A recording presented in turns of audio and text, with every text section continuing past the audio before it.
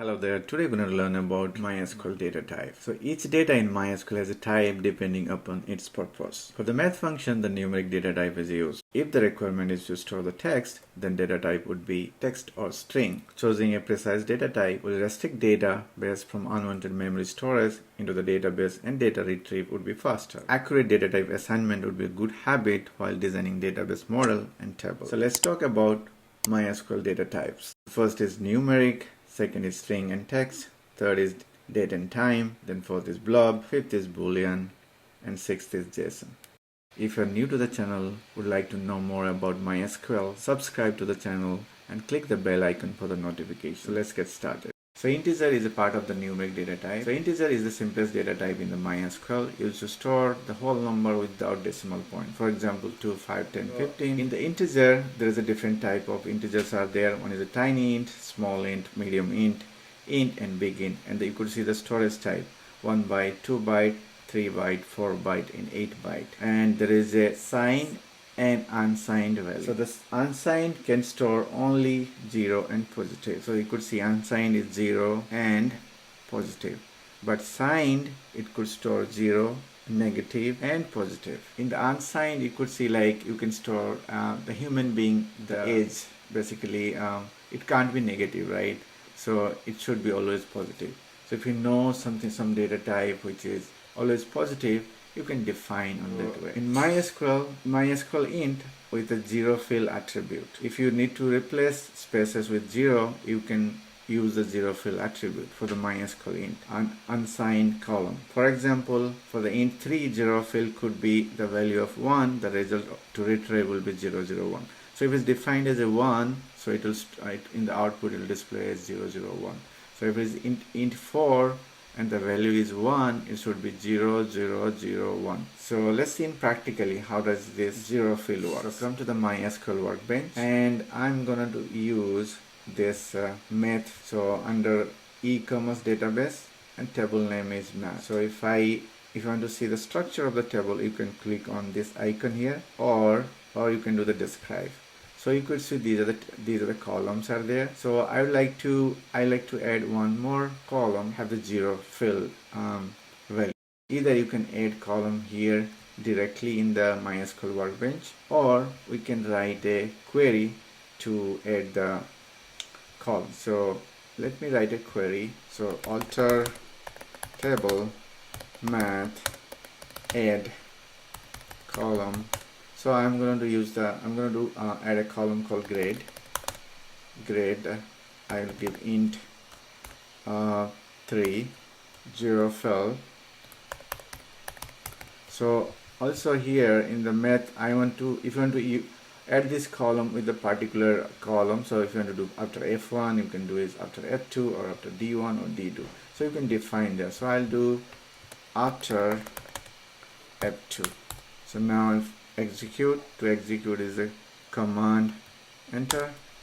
So now if I go to here and one more time if I do it, you could see the grade has been added here. Grade is added and the data type also there.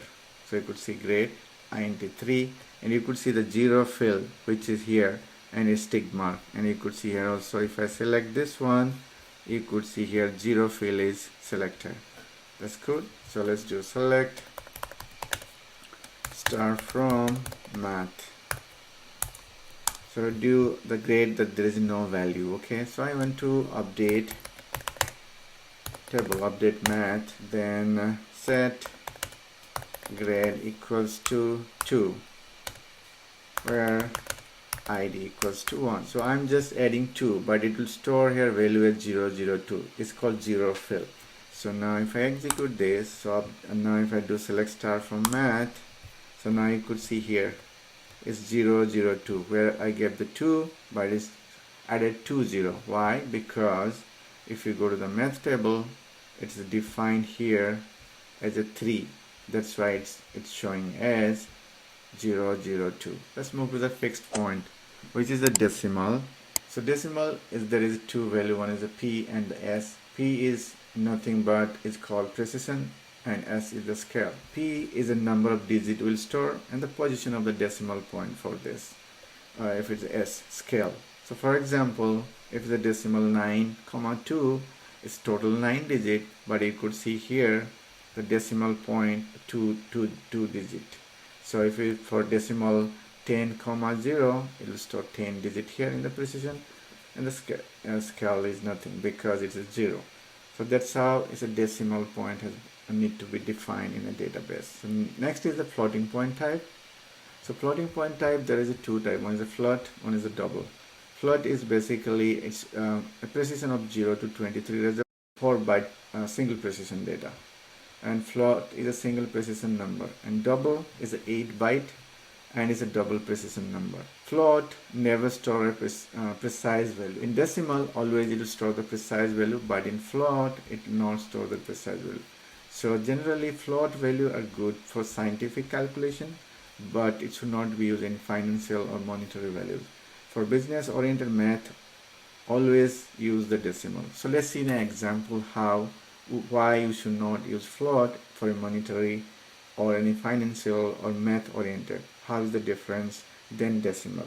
So let's see in the practical. So come to the MySQL workbench. So we're going to use the same table. Here you could see the D1, D2. So if you go to the column again, so D1, D2 are the decimal, and you could see is a 2, 10, 2, 10, 2, and the F1, F2 are the float. Okay. If you could see here, so D1, D2 is 0.20, 0.30, float is 0.2 and 0.3. It's pretty much 0.50 and 0.5. It's pretty much same value. So now if I do select D1 plus D2 comma F1 plus F2 from math. So if I execute this, you could see the difference. So here D1, D2, it's a so if you like to see there is an interesting thing we could see here. So if I do select D1 plus D2 equal to 0.5 from math, it will give 1, means it's true. So if I execute this, you could see here is 1, which is true. Now if I change to F1 instead of D1, if I change to F1 plus F2, so it will give 0, means it's false, it's not 0.5. So again, because if you see now here, it will keep if someone is trying to pay a bill or monetary 0.20, 0.30, it's pretty easy to calculate, it's precise. But if it's floating, it's not precise. So that's why if anything is monetary or math, always use the decimal. If it is scientific, then use the float. Okay. The first data string data type is called char, which is going to store the fixed length of the data. If you know like zip code or postal code, if you know the length of the string, we can define as a char. The next one, the varchar, which is the variable length, store the max 65,535 characters. So if you like to store lengthy character like name, address, then better to use the varchar. Then the medium text, which is going to store up to 16 megabytes, which is JSON and CSV strings we can store. Then the long text, where is going to store up to 4 gigabyte, the log file, textbooks. Then we do have tiny text, which is 255 bytes. Then text, which is same as a varchar, which is going to store 65,535 characters. The last one is also MySQL support the international languages like English, then Korean, then Middle East, but it takes different bytes. So we'll see that one. And the syntax is the show character sets in the MySQL workbench. It will display all the languages and the bytes. Let's go to the MySQL workbench. So I'm going to use the data type as text and going to create a table. So text data type, which is going to store 65,535 characters.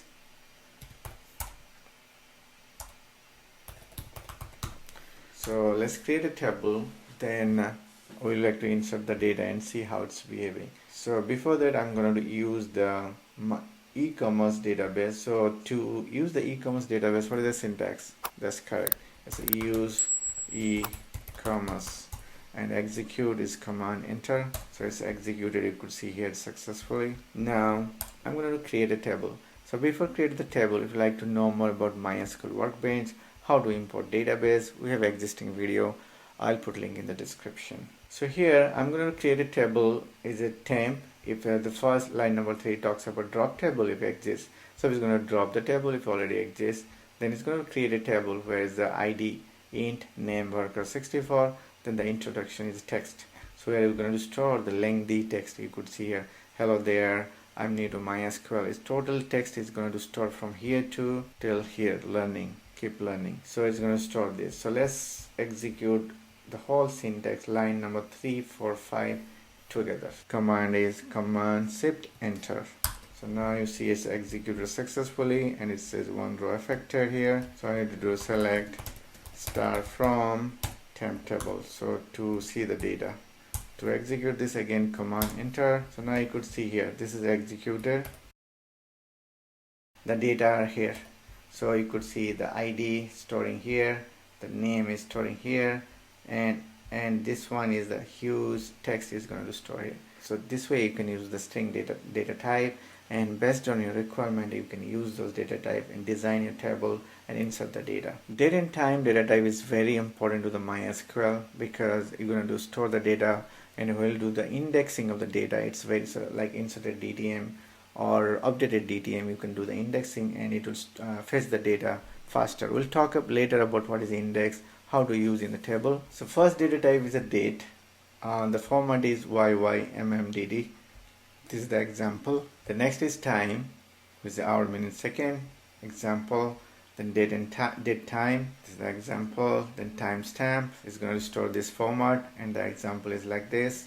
Then the year, which you can store YY or 4 Ys, YYYY, and this is the example. So now let's see the practical. What is the difference between this date time and the timestamp? Because you could see date time, the timestamp here up to 2037 you can store the data. Now this is very important to know. So now let's go to MySQL Workbench. I'm going to create a table, then I'll insert the data with the timestamp. So before that, if you like to know the system times, there are some of the function which is there already. So which is select, if you do select now, it's gonna do display the system time. So execute this. So this is the current time of my system, 12 AM 18 minute and 0 seconds. So now if I like to see the variable of the time zone, so what you need to do, the syntax is show variable like time underscore zone. So and if you execute its variables, so now if I execute this, now you could see it's a PDT, is a Pacific time zone. So this the time is displaying for me. So now if you like to set to the UTC time zone, you could do that. So the syntax would be set time underscore zone equals to plus 00 colon 00, and now if you execute this, and it's going to set the time zone now. If I do set time now, you could see the difference here, the time is different. So now if you like to again set back to a system time, so what you need to do, just in type system here. Now if you execute again, then execute the select now, just come back to the system time zone.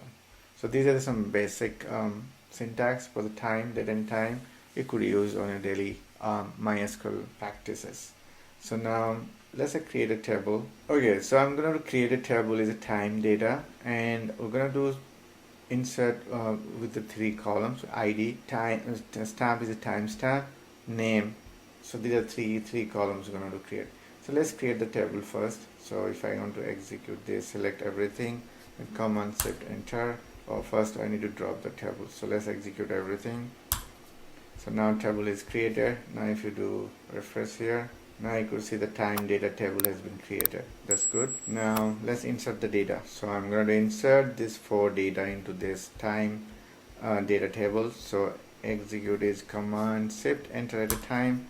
So you could see all 4 rows has been affected. So you could see here 4 rows has been affected. So now if I do select star from time data and execute, so now you could see here time, the stamp is null.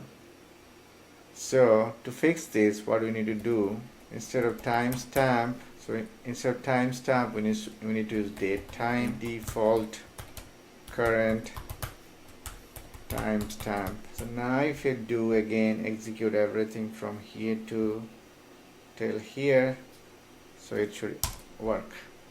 So now you could see timestamp is displaying here correctly, and all the data, everything is fine. So this is one drawback while defining your data. So what is JSON? JSON is a JavaScript object notation which is a lightweight and data transfer over the internet. JSON data type provide an advantage over storing the JSON data format in string in a string column. So any errors to the JSON data in a format or any so it's going to throw an error, and it is going to take the approximately same storage as long blob and long text, which is 4 GB. If you like to know more about all different data type like string, float, text, so there is an existing video. I'll put link in the description. JSON syntax is the key and value, so it should be in this format, and in database it will display like this. So once you create the column, and the data type would be displayed like this. So column will be property and data type is JSON. Let's see in practical. So let's go to the MySQL workbench. Here I'm going to use the table is inventory. So to know the columns in the table, this is the icon you need to click. When you click on this, you can see what the columns are there. So now I'm going to use, either you can click on edit button and you can add the column, or you can write a query to add a column. So I'm going to write a query. So before that I'm going to use the database e-commerce. To use the database, so what is the syntax? That's correct, it's use e-commerce, then execute. So command enter. Now I'm going to add a column. So to do that, alter table inventory, add column properties, and data type would be JSON. So what I'm going to do, I'm going to add after the name, so you can define that. So it's after name. So now let's execute it. Cool, now it's executed. Now if I open one more time the structure, you could see now the properties and JSON has been added. You could see here. That's great. We're gonna do, so let me do select start from inventory. So if I execute this, you could see now here the property column here, there is no data. So and everything is displaying here as a null. So we're going to add the data into this particular table. So how do we do that? Update data into inventory table. Here I'm going to add the data to the ID number 1. So the computer, I'm going to add some of the properties to this column. So let's do that. Okay, so I'm going to update the inventory table and set the property. Here is the object, it's called JSON object. So this JSON object is a function which is defined in the JSON itself. So here I'm defining all this variable like hard drive 500 GB, then RAM, then manufacturer is a JSON object. So object inside the object, then dimension, which is basically is a 13, 15, 17, then year is to 2022, where is the ID equal to 1. So basically I'm going to update this ID 1. This is the only one I'm going to update. So let's execute this. So to execute all this, syntax is command shift enter. So now you see it's executed successfully. You could see here. So now if I execute line number 3, command enter, you could see this properties has been updated and all the data are here. So if you like to see if the format is correct, so this is a correct JSON format. So if you like to know how to read the JSON, so you can copy this and go to the browser. So this is JSON validator. So go to the browser, then use the JSON validator. So and press and click on the validate JSON. So you could see now it's a green color, so it's a valid JSON. So now you can copy this and you can use the JSON evaluator. So you can define the JSON path, which property you want to read it. So start with $. Then suppose I want to read the manufacturer, right? So copy this manufacturer, start.manufacturer. Right hand side it displays the OS and Mac. So if it .os, now you can read as a Mac. So that's how you can read the data from. So these are the tool, it's available online. You could use to read the JSON path. It's very easy and easy to understand. Okay, so let's go to MySQL Workbench. So now we have inserted the data. So next is how to retrieve the data. Fetch the data, fetch JSON data. I want to find out from the data the manufacturer OS equal to Mac. So how could I do that? So you can write select name is product name. So I'll change the alias name, product name. Then you can say JSON underscore extract. This is another function which you extract. So another function you can use for that. So it should be then properties, then comma, then dollar dot. So we need to copy that expression, paste it here, and give a colon again.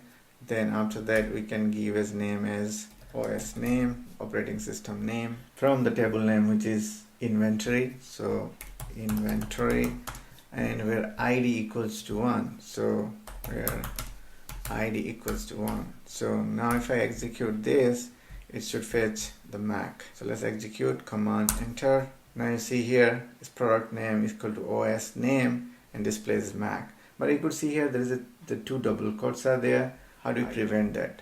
So to do that, so let me copy this same syntax one more time. Control C, Control V here. We'll not use the JSON extract.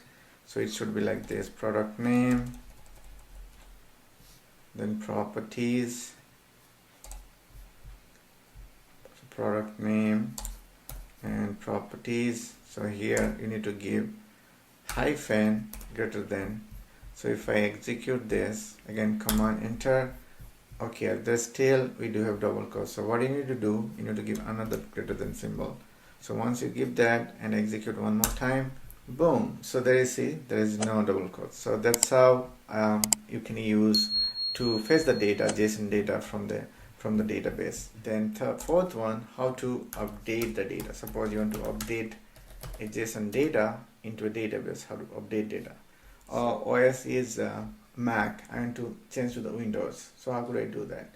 So it should be update inventory, set properties equals to JSON underscore set. This is another function we can use to set the JSON object. And again, so we need to do properties,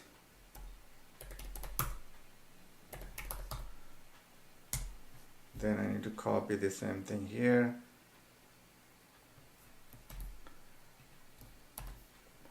then comma. So here basically what I want to change the name. So I need to give to name as, instead of Mac, I need to do as Windows. Then where ID equals to 1. So now if I execute this, so it's updated. So now if I execute line number 16, previously it was displaying as Mac, now it should display as a window. So now you see it displays as a window. So that's how you can update the data.